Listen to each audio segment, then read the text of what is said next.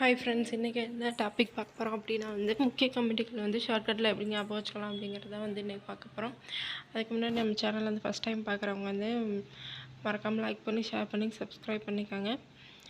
ஏதாவது குறை இருந்தாலும் கமெண்ட் பாக்ஸில் சொல்லுங்கள்.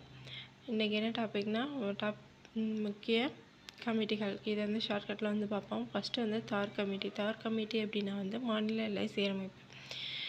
நம்ம ரோடுக்கு ரோடு போடுறப்ப தார் யூஸ் பண்ணுவாங்கள்ல. தார் போட்டு அந்த உடஞ்சி போனதெல்லாம் சரி பண்ணுறதுக்கு தான் புதுசாக ரோடு போடுவாங்க. அதை ஞாபகம் வச்சுக்கோங்க. அப்போ தார் கமிட்டி அப்படின்னா மாநில எல்லை சீரமைப்பு.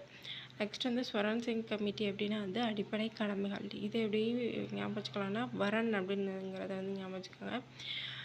ஒரு பொண்ணுக்கு வரன் பார்க்குறோம்னா அந்த மாப்பிள்ளைக்கு அடிப்படை குவாலிட்டி என்ன இருக்குது அப்படிங்கிறது தான் பேசிக்காக அவர் என்ன படிச்சிருக்காரு, என்ன வேலை பார்க்குறாரு, இதெல்லாம் தெரிஞ்சு தான் அந்த வரனை அமையுதா இல்லையான்னு செக் பண்ணுவாங்க.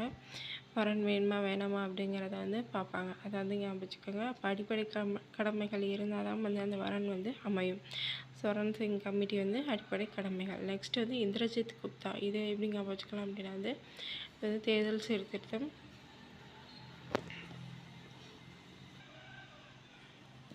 குப்தர் வரலாற்றை சேர்ந்து இந்திரா அப்படிங்கிற ஒரு பொண்ணை ஞாபகம் வச்சுக்கோங்க. இந்திராங்கிற ஒரு பொண்ணு தேர்தலில் தேர்தலை சரி பண்ணுறதுக்காண்டி நிற்கிறாங்க. தேர்தலில் நிற்கிறாங்க அப்படிங்கிறத ஞாபகம் வச்சுக்கோங்க. தேர்தல் சீர்திருத்தம் அல்லது குப்தர் காலத்தை கூட நம்ம ஞாபகம் வச்சுக்கலாம். குப்தர் காலத்தில் ஒரு இந்திராங்கிற ஒரு பொண்ணு இருந்தாங்க. அவங்க தேர்தலில் நிற்கிறாங்க அப்படிங்கிறத ஞாபகம் வச்சுக்கோங்க. நெக்ஸ்ட் பல்வந்த்ராய் மேத்தா. 3 இருக்குது பஞ்சாயத்து. இது பல்லுங்கிறத ஞாபகம் வச்சுக்கோங்க. பல்லு நம்ம உடம்புல ரொம்பவே ஒரு இம்பார்ட்டண்டான பார்ட்ஸ் இல்லையா. அது இல்லைன்னா நம்ம முகம் பார்க்குறதுக்கே கொஞ்சம் சங்கட்டமாக இருக்கும். ஒரு மாதிரி நம்மளுக்கே ஒரு இதாக இருக்கும். அதை ஞாபகம் வச்சுக்கோங்க. 32 பல்லில் எந்த ஒரு பல்லுக்கு பிரச்சனை வந்தாலும் அது நம்மளுக்கு ஒரு கொஞ்சம் ப்ராப்ளம் தான். அது மேலே இருக்க பல்லு, அதாவது முன்னாடி மேலே இருக்க பல்லுக்கு ஏதாவது விழுந்துச்சுனாலும் நம்மளுக்கு ரொம்ப ப்ராப்ளம் தான். 3 அடுக்கு பஞ்சாயத்து அப்படிங்கிறது 32 பல்லு அப்படிங்கிறத ஞாபகம் வச்சுக்கோங்க. நெக்ஸ்ட் ஓரா கமிட்டி. ஓரா கமிட்டி அரசியல்வாதிகளுக்கு குற்றவாளிகளுடன் தொடர்பு. இதை வேறுன்னு வச்சுக்கோங்க. ஓரா அப்படிங்கிறத வேறுன்னு வச்சுக்கலாம். நம்ம போலீஸ்காரங்க என்ன பண்ணுவாங்க, அரசியல்வாதிகளுக்களோட குற்றவாளிகள் தொடர்பில் தான் எப்படினாலும் இருப்பாங்க. அவங்கள வேறாக பிரிக்கிறதா அவங்களோட வேலையை.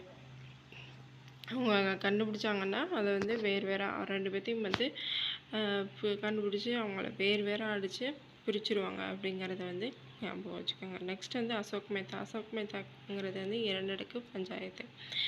அசோகரை ஞாபகம் வச்சுக்கோங்க. அசோகர் நம்ம புக்கில் படிச்சிருக்கோம்ல. அவர் மரங்கள் அதிகமாக நடுவார் அப்படின்னு. மரங்கள் ரோட்டுக்கு இந்த 2 சைடும் தான் மரங்கள் நடுவாங்க. அதை நம்ம ஞாபகம் வச்சுக்கலாம். அப்போ அசோகர் அப்படிங்கிறது 2 அடுக்கு பஞ்சாயத்து. மரம் 2 பக்கமும் நடுவார். அப்போ அசோக் மேத்தா. நெக்ஸ்ட் தினேஷ் கோஸ்வாமி அப்படிங்கிறது தேர்தல் சீர்திருத்தம். இது எப்படி ஞாபகம் வச்சுக்கலாம் அப்படின்னா இந்த சுவாமிக்கு தேர் இழுப்பாங்க இல்லையா, அதை ஞாபகம் வச்சுக்கோங்க. தினேஷ் தினேஷுங்கிறவர் சுவாமிக்கு தேர் இழுக்கிறாங்க. தேரை தள்ளிட்டு போகிறத அந்த பணியில் இருக்கிறாங்க அப்படிங்கிறத ஞாபகம் வச்சுக்கோங்க. நெக்ஸ்ட் இந்த ராஜமன்னர் கமிட்டி அப்படிங்கிறது மத்திய மாநில உறவு.